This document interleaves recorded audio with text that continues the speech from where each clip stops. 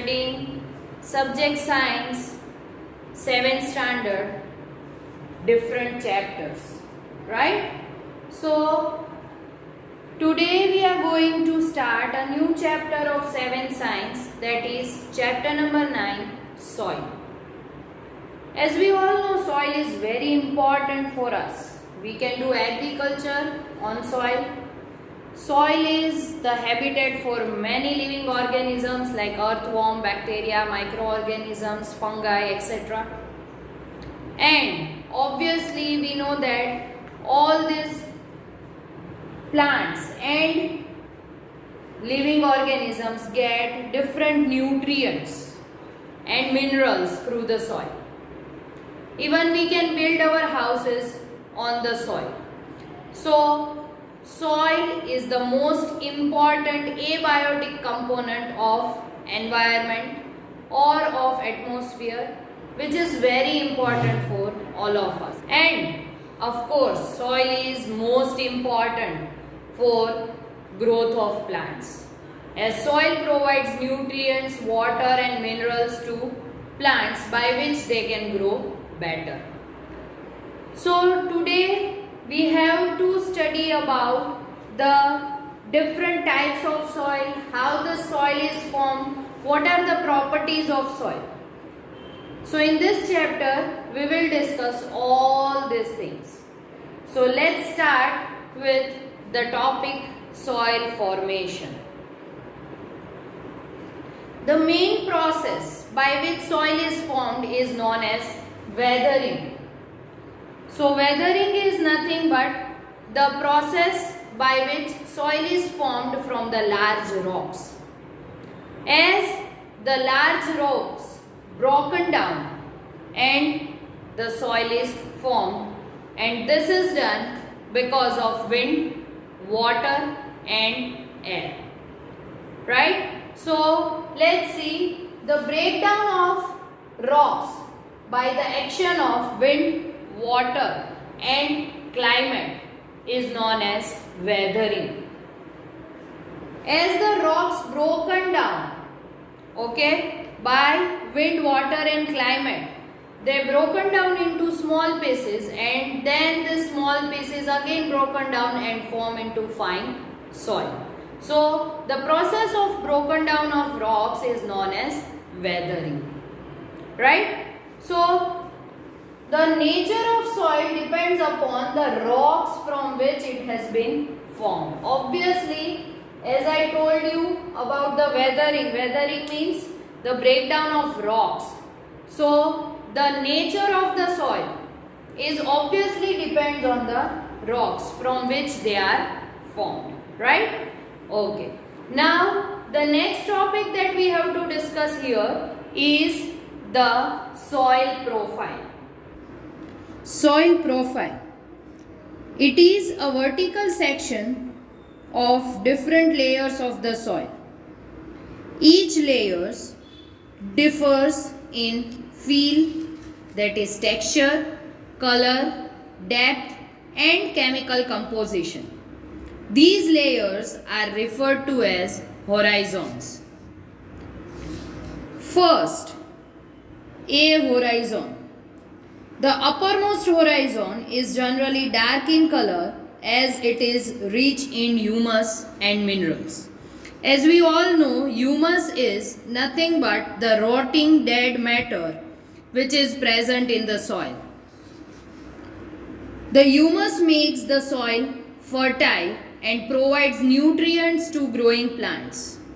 This layer is generally soft, porous means with holes, and can retain more water. It is called the topsoil. This provides shelter for many living organisms such as worms, rodents, moles and beetles. The roots of small plants are embedded entirely in this topsoil. Now the next is B horizon or subsoil. This layer has a lesser amount of humus but more of minerals. This layer is generally harder and more compact and is called the middle layer also. Now the third layer or third horizon is sea horizon. It is made up of small lumps of rocks with cracks and crevices.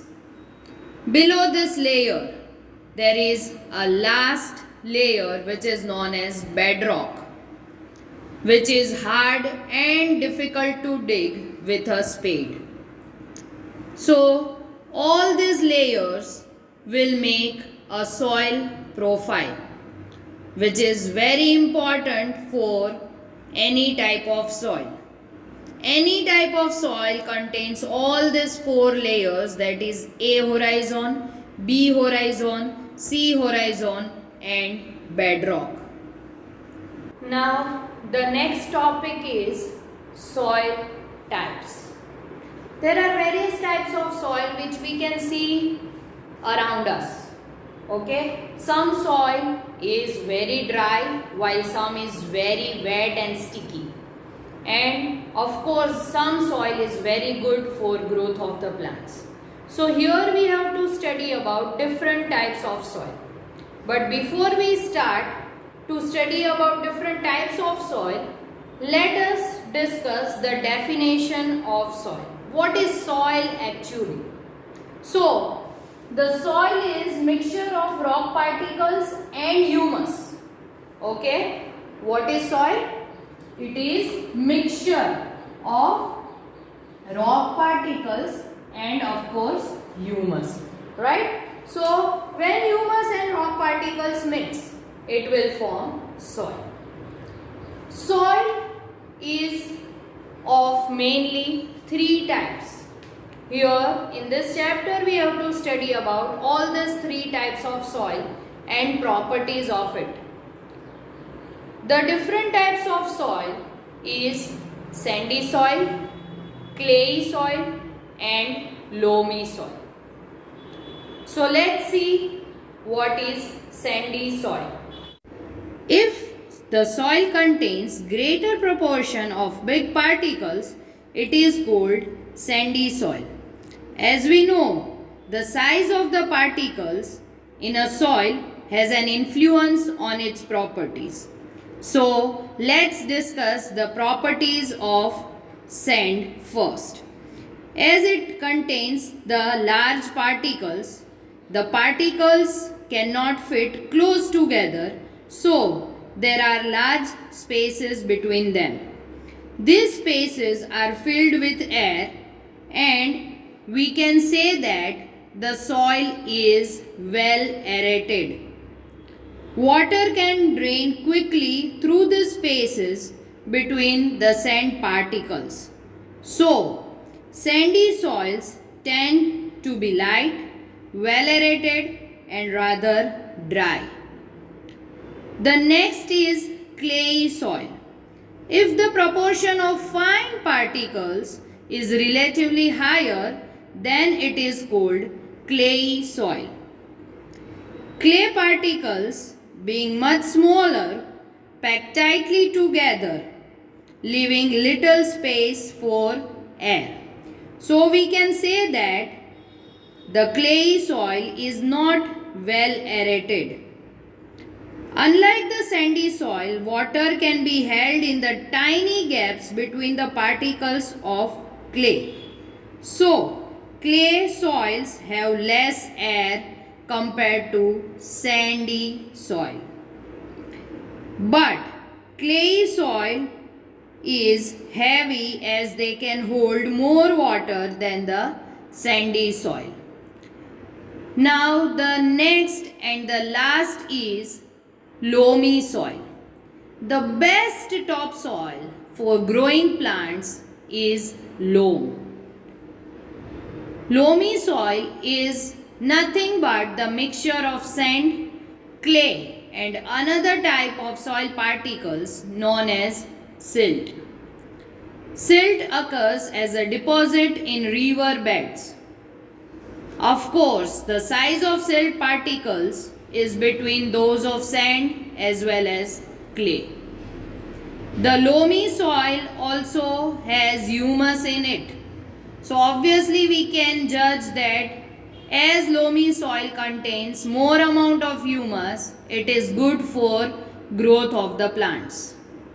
Even loamy soil has the right water holding capacity for growth of the plants. So we can say that loamy soil is the best topsoil for growing plants. Now we will discuss about the properties of the soil. There are different properties of the soil. As we can see, the percolation rate, moisture in soil and absorption of water by soil. Okay, so these are the three main properties of the soil. Now let's see one by one what is the meaning of it. First is percolation rate. Percolation rate means the rate of movement of water through the soil. Means how fast or slow the water moves inside the soil. Right? We can measure the percolation rate by the formula, that is percolation rate is equals to the amount of water, that is in milliliter, divided by the time taken, right? So by using this formula we can easily know the percolation rate of any soil. The next property is the moisture in soil. As we all know, water is present in different types of soil.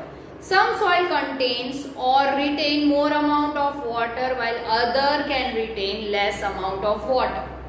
But water is present in each and every type of soil in the form of moisture. How can we know that? So for that what you can do is you can take some sample of soil, okay, and then try to heat it in the test tube.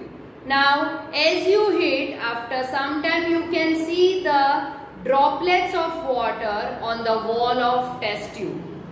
And this droplets tells us that it is there in the soil, right? So when we heat the soil, the moisture which is present in the soil becomes water vapor, okay? And when it touches the wall of the test tube, it condenses and water droplets are formed. So by this we can easily say that any soil contains the moisture. The third property is absorption of water by soil. Means how much water is absorbed by the soil. So for that what you can do is you can weigh the soil. Take the amount of soil, weigh it. Then again heat this soil sample, and after heating you can again weigh it. So you can easily compare the weight of both the soil. The soil which is first we have taken, okay, that is heavy in weight, and then we have heated the soil and then we have weighed it. So it is light in weight because the water which is present in the soil will be evaporated. So that amount of water we can say that is the absorption amount of water by the soil. Right? Now the next topic, or we can say the last topic of this chapter, is soil and crops. As we know, different types of soils are found in different parts of India. In some parts there is clay soil, in some there is loamy, while in some other parts there is sandy soil. Soil is affected by wind, water, rainfall, temperature, light, humidity, etc. These are some important climatic factors which affect the soil profile and bring changes in the soil structure. The climatic factors as well as the components of soil determine the various types of vegetations and crops that might grow in any region. Clayey and loamy soil are suitable for growing cereals like wheat and gram. These soils are good at retaining water. For paddy, soils rich in clay and organic matter and having a good capacity to retain water are ideal. For lentils and other pulses, loamy soils which drain water easily are required. And for cotton, sandy loam or loam which drain water easily and can hold plenty of air are more suitable. Crops such as wheat are grown in the fine clayey soils because they are rich in humus and are very fertile. So, different soil types are required for growing different types of crops. I hope you understand all the topics of this chapter well. Keep studying, be at home, be safe. Thank you.